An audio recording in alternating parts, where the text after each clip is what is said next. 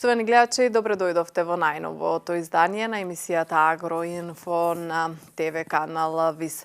31 октомври, последниот ден од овој месец, секако и втор круг на локални избори, но тоа е тема за која што нема да зборуваме во оваа емисија, но нешто повеќе за земјоделството. Се менува распоредот на дождови кои што се доаѓаат и се случуваат во Македонија. Тоа е констатацијата на земјоделските експерти. Да слушнеме изјавата на професор доктор Душан Спасов. Да, многу значајно тоа за земјоделското производство и така како значајно, сепак јас би рекол дека можеби имаме некои работи кои што се случуваат во краток временски период, односно распоредот на врнежите ни се поместува. Распоред на врнежите имаме во одреден краток период. Во тој краток период, еве сега конкретно, има и како големо влијание врз есенските култури, врз акумулација на водата во вештачките езера, на природните водотеци и така натаму. Многу значајно тоа што ние слушавме сите дека доаѓа до тој минимум на воден тек во самите акумулации, кое е критично, значи можеше да се случи да останеме и вода со вода за пиење, па за наводнување да не збораме и така. Значи многу е значајно, а исто така, како што спомнав, значајно е за тоа што се акумулира влага во почвата, која и како беше потребна во почвата, затоа што ако не се случише тоа, есенската сејдба на житни култури не можеше да се изврши навремено. Минатата година, јас се сеќавам, баш во тој период беше доста суша, нема уште врнежите почнале и имаше доста проблеми со есенска сејдба. Оваа година имаме поволни услови за есенска сејдба и сето тоа ќе предонесе за есенската сејдба на житните култури да биде извршена на време и квалитетно. Значи, лозарството, овоштарството, повеќе годишните насади што се, да акумулираат доста количина на влага во себе, која влага понатаму и како ќе им биде потребна за пролетта и за нивниот развој во текот на сезоната.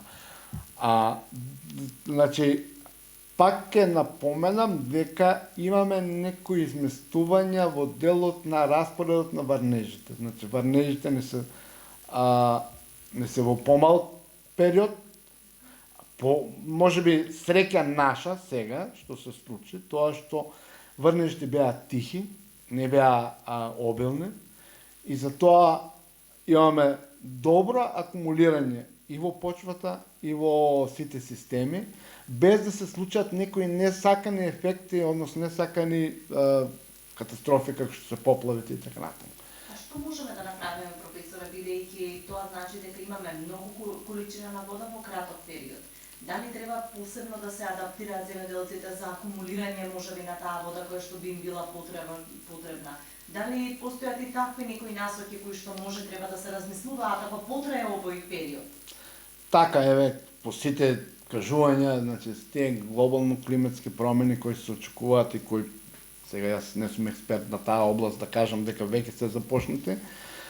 Значи е потребно да се инвестира баш во акумулациите заради акумулирање на што поголем процент од тие води кои што води сега ни доаѓаат за многу краток период.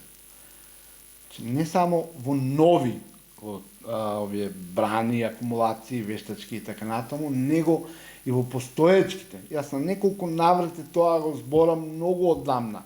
И на постоечките, значи да се направат реконструкција, да се направат некое реновирање, да се направат работи кои што ќе го намалат ќе ја намалат загубата на водата во самите акумулациони системи, загубата на водата во каналските мрежи. Значи, сето тоа ќе придонесе да имаме ние акумулација на поголема количина на вода, која вода, значи можеби количински секоја година ќе имаме ние истите врниш, но можеби ќе видат сега во само зимскиот период. Во пролет, во лето ќе немаме. Значи мора да акумулираме, односно да собереме резервна вода, за да може да ги користиме понатаму. Значи за тоа е потребно и како е потребно такво инвестирање. Тоа се големи инвестиции што така мали, еве кај нас како што се мали земјоделци не би можеле да го направат, но сепак тука е државата која што најголем број, најмногу треба да инвестира, можеби и некои големи фирми кои што можат да инвестираат во такви помали системи за акумулирање на водата, но сепак се најголем инвеститор, односно најголем предприемач на тие работи би требало да биде државата, за да се зафати со реконструкција и реновирање на старите системи, доколку е можно и изградба некои нови помали системи, реновирање на самите на каналската мрежа за да се намали загубата од вода.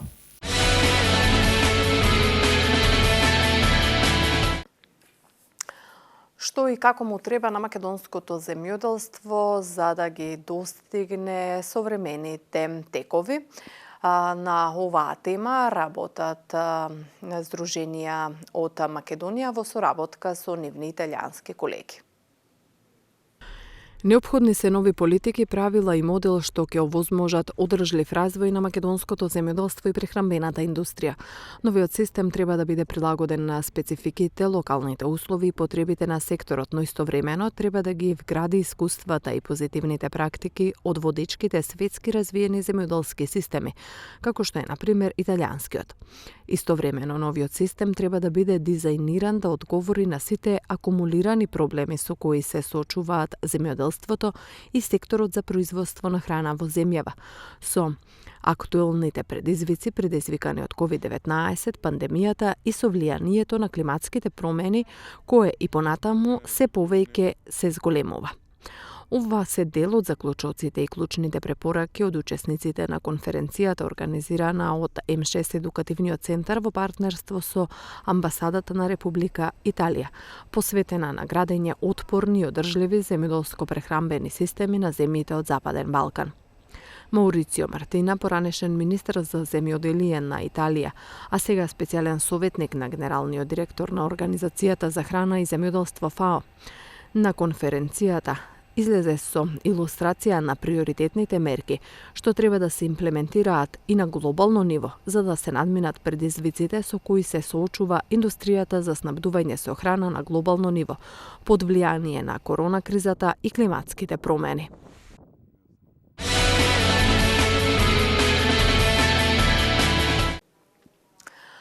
А Европската комисија во најновиот извештај даде оценка и за состојбата со земјоделството и руралниот развој во Македонија.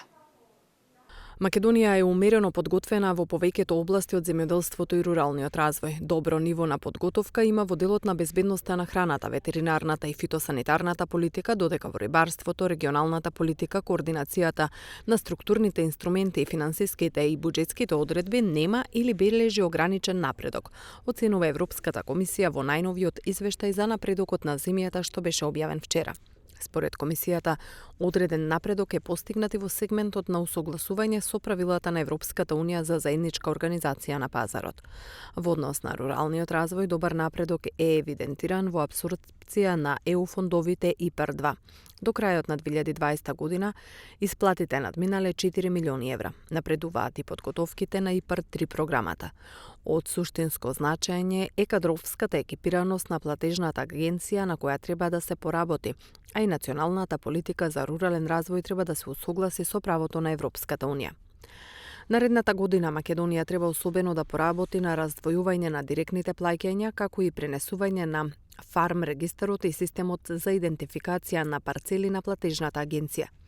Треба да се усвои и законска рамка за натамошно усогласување со правото на Европската Унија од областа на заедничката организација на пазарот, како и да се вработи квалификуван кадар во ИПАР структурата, согласно обемот на работа, порачува комисијата.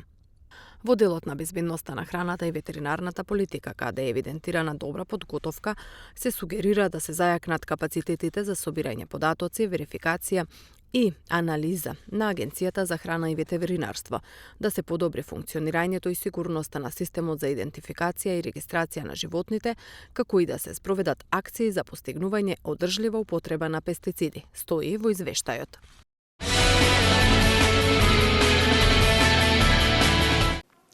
Како што знаете, редовно во нашата емисија ги носиме стручните совети кои што за вас земјоделците ги дава Игор Ивановски, магистар по земјоделски науки.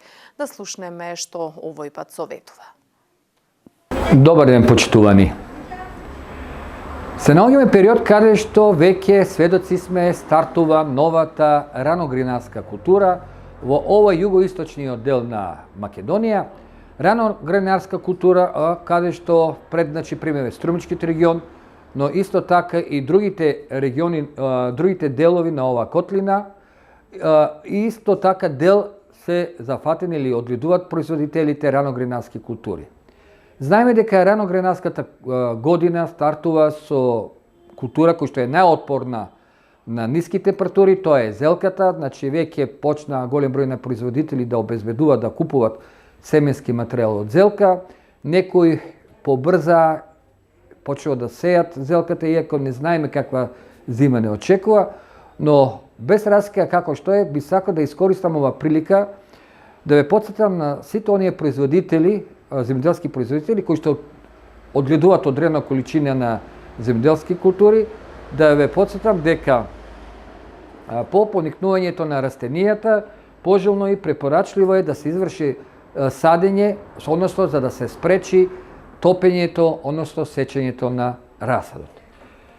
Знаете вие добро за орвегото, но би сакал да ве потсетам и за аксидор, кој што всушност аксидорот ние во ова година, значи се уште е 2021, многу пати го потенциравме како фунгицид за сузбивањето на пламеници и голем број на други болести, составено од две системични активни материи, но сега би истакнали дека аксидорот исто така дава прекрасни резултати за сузбивањето на болести, на трите опасни болести, питиум, фитофтора никотинија, фитофтора паразитика, кои што вршат топење, односно уништување, сечење на расадот.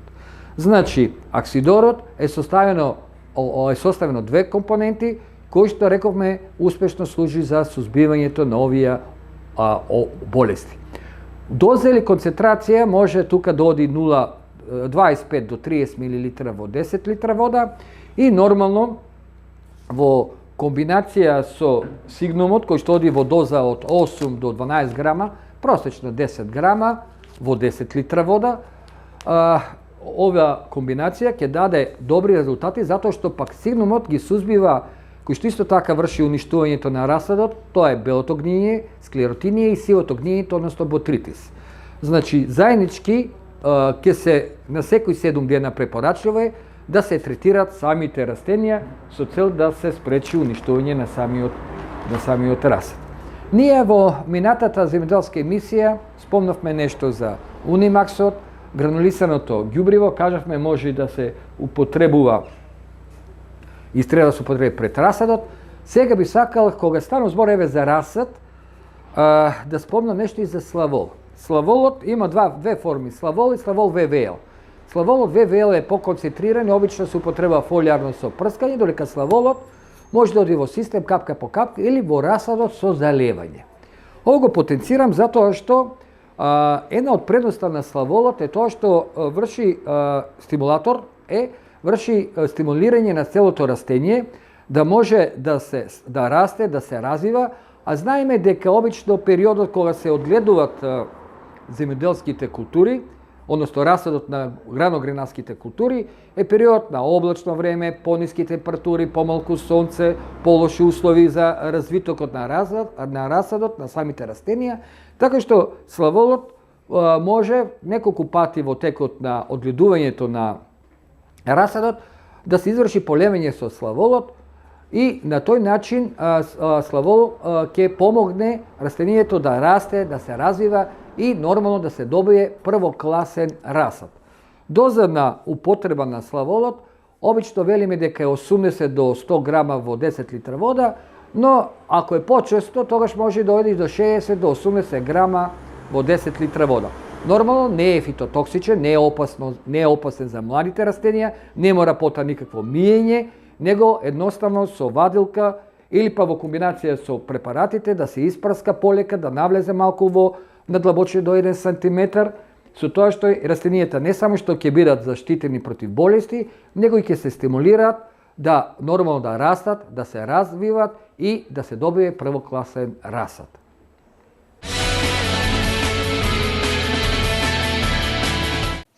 Климатските промени стана една вечна актуелна тема која што е поврзана со севкупниот развој, вклучително и агроразвојот. Повеќе институции, повеќе здруженија работат на подигнување на свеста за последиците од климатските промени. Едукација на земјоделците и носење стратегии за справување со климатските промени.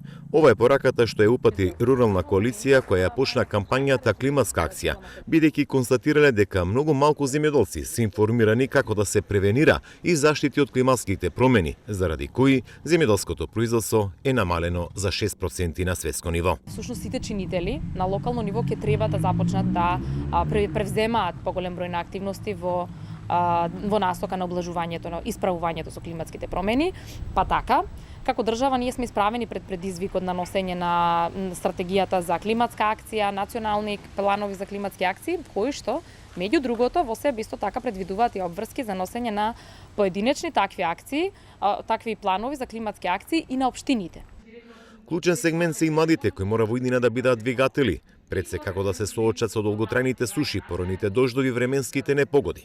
Професорот Тимов од училиштето Димитар Влахов во Струмица смета дека постојано се држат предавања меѓу средношколците на оваа тема. Целата проблематика е дека треба поголем осврт да се направи во едукацијата на младите, каде подоцна тие практики во делот на климатските промени ќе ги пременуваат на сопствените фарми. Знаеме дека повозрасната популација се почесто и потешко ги прифаќа новитетите во делот на земјоделието и за тоа значи треба посебен осврт да се направи кон младата популација, односно младите фармери. Заради долготрајната суша и високите температури преку летниот период, оваа година значително беше намалено земјоделското производство во Струмишко. Сериозно се зафата со изготвувањето на стратешките документи кога станува збор за климатската акција, меѓутоа исто така и да ги прошират мерките за субвенционирање, кои што се однесуваат и на системите кои што се веќе традиционални, како па капка по капка, градобини, мрежи, употреба значи на регулирано производство, значи дали се тоа пластеници, фолии и така натака. Меѓутоа, многу повеќе исто така да се вложува и во делот на примената на дигиталните алатки. Рурална коалиција со апел до земјоделците при одгледување на производството да не се загадува животната средина, а за заштита да се користат повеќе современи мерки, бидејќи климатските промени последниве години се поизразени.